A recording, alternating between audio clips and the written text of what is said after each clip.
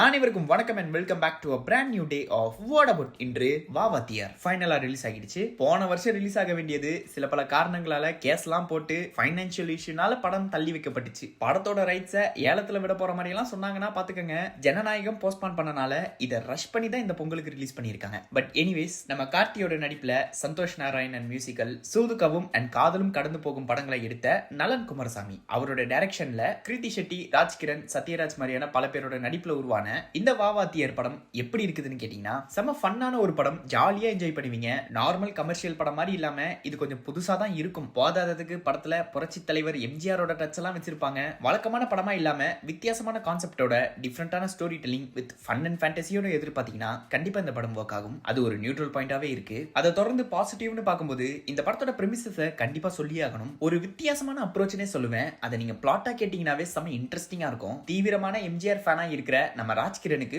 ஒரு பேரன் பிறக்கிறான். எம்ஜிஆர் சாகுற அதே நாள்ல பிறக்கிறான். சோ ராஜ்கிரண் எம்ஜிஆர் தான் திரும்பவும் பிறந்ததா நினைச்சு அவனை எம்ஜிஆர் மாதிரி நல்ல குணத்தோட தப்ப கண்டா தட்டி கேட்கணும்ங்கிற மாதிரி சொல்லி வளர்க்கிறாரு. சோ அவனுக்கு ஒரு கட்டத்துக்கு மேல எம்ஜிஆர் மேல வெறுப்பு வருது. எம்ஜிஆர் வெறுக்கிறது மட்டும் இல்லாம நம்பியாரை ஃபாலோ பண்ணி சில வில்லத்தனமான விஷயங்களை பண்ணுவான். சோ திரும்பவும் எம்ஜிஆரை ஃபாலோ பண்ணானா அவனுக்குள்ள எம்ஜிஆர் எப்படி வராரு, அந்த டிரான்ஸ்ஃபர்மேஷன் தான் கதையே. என்னடா படத்தோட கதையை ஸ்பாய்லர் பண்றியா அப்படின்னு நீங்க கேட்கறது புரியுது. ஈவன் படத்தோட டீமே ஒரு நாள் முன்னாடி யூடியூப்ல ஸ்னீக் பிக்ங்கிற பேர்ல கதையை சொல்லி வச்சிருக்காங்க. பட் இதெல்லாம் தாண்டி படத்துல நிறைய இருக்கு. சோ இப்போ நான் சொன்னது கான்செப்ட் தான். அந்த தாட் ப்ராசஸே நல்லா இருந்துச்சு. அத ஸ்டோரி டெல்லிங் வைஸ் சூப்பராவே கன்வே பண்ணிருப்பாங்க. ஒரு வகையில படம்ங்கிறதெல்லாம் தாண்டி எம்ஜிஆருக்கான ஒரு ட்ரிபியூட்டா தான் இந்த படம் அமைஞ்சிருக்கு. பழைய ஆடியன்ஸையுமே கண்டிப்பா கட்டி இழுப்பாங்க. எம்ஜிஆரோட அந்த ரெஃபரன்ஸ் எல்லாம் காட்டும் போது ரொம்பவுமே நாஸ்டாலஜிக்கா இருந்திருக்கும். சூதுகவும் காதலும் கடந்து போகும் படங்கள் மாதிரி இல்லாம அதுக்கு ஆப்போசிட்டா தான் பண்ணிருக்காங்க. ஈவன் நலன் குமாரசாமி அதை பத்தி சொல்லியிருந்தாரு. அதே மாதிரி எதிர்பார்த்து வராதீங்க, இது கொஞ்சம் வித்தியாசமா தான் இருக்கும். சொன்ன வார்த்தையை காப்பாத்திட்டாப்ல.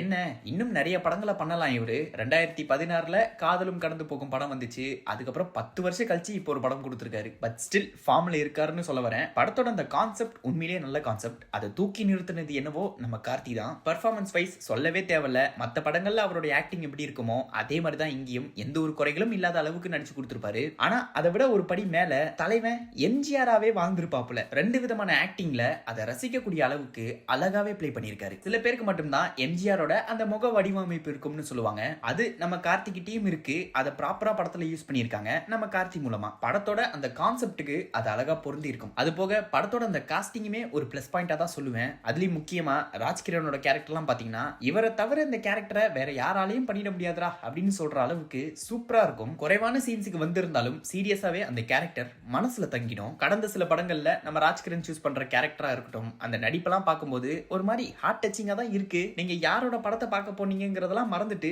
ராஜ்கிரனோட கேரக்டரை என்ஜாய் பண்ணுவீங்க. போன வருஷத்துல மாமன், இட்லி கடை இந்த மாதிரி நிறைய இருக்கு. உண்மையிலேயே ஒரு எம்ஜிஆர் ஃபேன் எப்படி இருப்பாங்கிறத ராஜ்கிரண் மூலமா எஸ்டாப்ளிஷ் பண்ணுது. போதாததுக்கு காமெடிங்கிற பேர்ல சில விஷயங்கள்லாம் பண்ணிருப்பாங்க. அதெல்லாம் பாக்குறதுக்கு செம ஃபன்னா இருக்கும். அங்கங்க டார்க் ஹியூமர்லாம் வச்சு நம்ம கார்த்தி பண்ற காமெடி, ஆனந்த்ராஜ் அவர் பண்ற அந்த பிளே, அதெல்லாம் பார்க்கும்போது தமிழ் சினிமா இவர் ஒரு வில்லங்கிறதே மொத்தமா மறந்துட்டாங்களோன்னு தான் ஃபீல் ஆகுது. எப்பேற்பட்ட வில்லனா இருந்த மனுஷன் இப்ப என்னடானா காமெடியில பிரிச்சு மெஞ்சிக்கிட்டு இருக்காரு. டைரக்டரே சில இடங்கள்ல இறங்கி கலாச்சிருக்காருன்னா பாத்துக்கங்க. அரசியல் ரீதியாவும் கலாச்சி வச்சிருக்காங்க.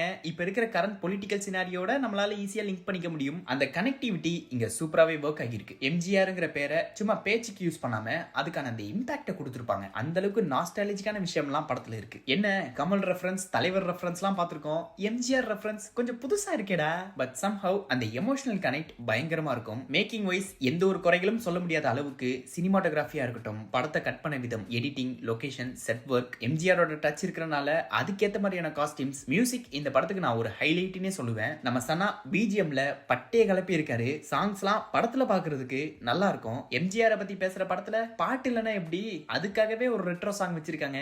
எம்ஜிஆர் காலத்து பாட்டு. படத்துல மியூசிக் ஒரு முக்கியமான ரோல் பிளே பண்ணியிருக்குதுன்னு தான் சொல்லணும். ஈவன் படத்தை பிரசன்ட் பண்ண விதம், இதை நான் ஏன் கடைசியா சொல்றேன்னா இது ஒரு வகையில பாசிட்டிவாவும் இருக்கு, அதே நேரம் நெகட்டிவாவும் இருக்கு. சொல்றேன் அதை பத்தி. ஃபர்ஸ்ட் பாசிட்டிவ் சைடு வரும்போது ஃபர்ஸ்ட் ஆஃப் உண்மையிலே சூப்பரா இருந்துச்சு. படம் தொடங்கி அதை கொண்டு போன விதம், டார்க் ஹியூமர் அவங்க எஸ்டாப்ளிஷ் பண்ணது, படம் இப்படிதான் இருக்க போகுதுங்கிறத ஆடியன்ஸுக்கு தெளிவா புரிய வச்சது. அது போக இன்டர்வல் போர்ஷன்லாம் பாத்தீங்கன்னா நம்ம கூஸ் பம்ப்ஸா இருந்திருக்கும். ஆடியன்ஸ் எல்லாம் பிரெடிக்ட் பண்ண முடியாத அளவுக்கு அந்த ட்விஸ்ட்டை சூப்பராகவே ரிவீல் பண்ணியிருப்பாங்க. இன்டர்வல் போர்ஷன் வரைக்குமே இந்த சம்பவத்துக்கு பின்னாடி இவர் இருப்பானா இல்ல ஹீரோயின் இருப்பாங்களாங்கிற மாதிரி எல்லாம் திங்க் பண்ண வச்சு ஆடியன்ஸை பக்காவா மேனிபுலேட் பண்ணியிருப்பாங்க. ஃபர்ஸ்ட் ஹாஃபை நீங்க எங்கேயுமே ஒரு ப்ரெடிக்டபிள் ஸ்டோரிங்கிற மாதிரி எல்லாம் சொல்லிட முடியாது. அடுத்து என்னெல்லாம் நடக்க போகுதுங்கிறது தெரியாத அளவுக்கு அதை அழகா கொண்டு போயிருப்பாங்க. ஆனா அது எங்க மைனஸ் ஆகுதுன்னா செகண்ட் ஹாஃப்ல தான். ஓவராலா படத்துல என்னதான் என்கேஜிங்கான விஷயங்கள்லாம் வச்சு படத்தை சுவாரஸ்யமா கொண்டு போயிருந்தாலும் செகண்ட் ஹாஃப்ல கண்டிப்பா லேக் இருக்கும். கதை எங்கெங்கயோ தடுமாறி போறத உங்களால நோட் பண்ண முடியும். தமிழ் சினிமால இந்த செகண்ட் ஹாஃப்க்குன்னு ஒரு கர்ஸ் இருக்கு. ஃபர்ஸ்ட் ஹாஃப் நல்லா இருந்த அளவுக்கு செகண்ட் ஹாஃப் போகாதுங்கிற மாதிரி. சோ அதே இடத்துல தான் இவங்களும் வந்து மாட்டி இருக்காங்க. சில இடங்கள்ல ரைட்டிங்குமே பாத்தீங்கன்னா கன்வின்சிங்கா இருந்திருக்காது. நீங்க நல்லனோட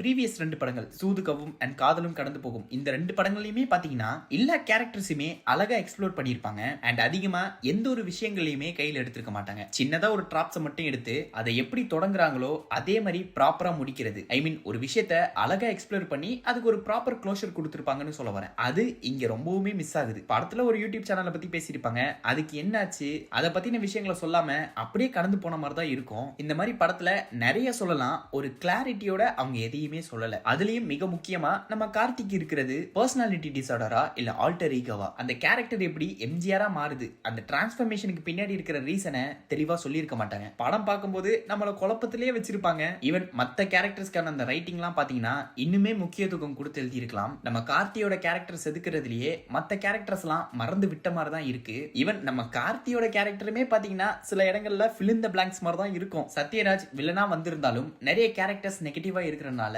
ஒரு நிலையான வில்லன் யாருங்கிறதே தெரியல. போதாததுக்கு இந்த படத்தோட ஹீரோயின் கிருத்தி ஷெட்டியோட அந்த பிரசன்ஸ் எல்லாம் பாக்குறதுக்கு ரொம்பவுமே கியூட்டா நல்லா இருந்துச்சு. அவ்வளவுதான், அதுக்கு மேல சொல்றதுக்கு எதுவுமே இல்ல. அந்த கேரக்டரை இன்னுமே எக்ஸ்ப்ளோர் பண்ற அளவுக்கு நிறையவே ஸ்கோப் இருக்கு. சயின்டிபிக்கலா பிக் பேங் தியரிய பத்தி எல்லாம் பேசுது. அப்ப அந்த கேரக்டரை எவ்வளவு பயங்கரமா காட்டணும். ஆனா இங்க சாதாரண ஒரு படத்துல எப்படி ஹீரோயின் கேரக்டர் இருக்குமோ அதே மாதிரி தான் பிரசன்ட் பண்ணிருக்காங்க. இந்த படத்துல வர நிறைய கேரக்டர்ஸுக்கு முக்கியத்துவம் கொடுத்து எழுதி இருக்கலாம். ஈவன் தோ ராஜ்கிரனோட நடிப்பு என்னதான் ரசிக்கக்கூடிய மாதிரி இருந்தாலும் அவரோட கேரக்டருக்கும் அந்த பிரச்சனை இருக்கு. ஒரு பிளாட்டான ஸ்கிரீன் பிளேயா தான் இருக்கும். ஃபர்ஸ்ட் ஹாஃப் நல்லா இருந்த அளவுக்கு செகண்ட் ஹாஃப் இருந்திருக்காது. பேசுறதுக்கு நிறைய விஷயங்கள் இருந்தோம், அதெல்லாம் விட்டுட்டு அவசர அவசரமா கொண்டு போய் முடிச்சிருப்பாங்க. ஓவராலா அந்த பிரசன்டேஷனை இன்னுமே நல்லா பண்ணிருக்கலாம். என்ன கேட்டீங்கன்னா இந்த கான்செப்ட் ஒரு சூப்பர் ஹீரோ கான்செப்டா புல் ஆஃப் பண்றதுக்கான அந்த பொட்டன்ஷியல் இருக்கு. எப்படி நம்ம எஸ்கேக்கு மாவீரனோ அதே மாதிரி இந்த கான்செப்டையும் சொல்லலாம். பட் அதை ஸ்கிரீன் பிளே வைஸ் நல்லா பண்ணியிருந்தாங்கன்னா அமேசிங்கான ஒரு படமா வர வேண்டியது. பட் ஓவராலா பாத்தீங்கன்னா படத்தோட அந்த ஐடியா நல்லா இருக்கும். அண்ட் ரீஃப்ரெஷ்டான ஒரு கான்செப்டும் கூட ஃபன்னான எலிமெண்ட்ஸ் எல்லாம் இருக்கிறனால ஃபேமிலி ஆடியன்ஸுக்கும் கண்டிப்பா ஒர்க் ஆகும். எம்ஜிஆருக்கு ஒரு பக்கா ட்ரிபியூட்டா பழைய ஆடியன்ஸுமே இழுத்துருக்கு இந்த படம். அடல்ட் கண்டென்ட் அண்ட் எந்த ஒரு முகம் சுளிக்கிற மாதிரியான விஷயங்களும் இருக்காது. சோ குழந்தைகளோடயுமே போய் பார்க்கலாம். ஒன் டைம் வாட்சபிளான படம் தான். சோ இந்த படத்தை பத்தி நீங்க என்ன நினைக்கிறீங்க? உங்களோட பர்சனல் தாட்ஸ் அண்ட் வியூஸை மறக்காம கமெண்ட் பண்ணி அப்படியே அந்த லைக் பட்டன் தட்டி விடுங்க. அடுத்து உங்களை அந்த பிராண்ட் நியூ டேல வந்து சந்திக்கிறேன். அது வரைக்கும் நான் உங்களிடமிருந்து விடைபெறுகிறேன். Tata bye, see you.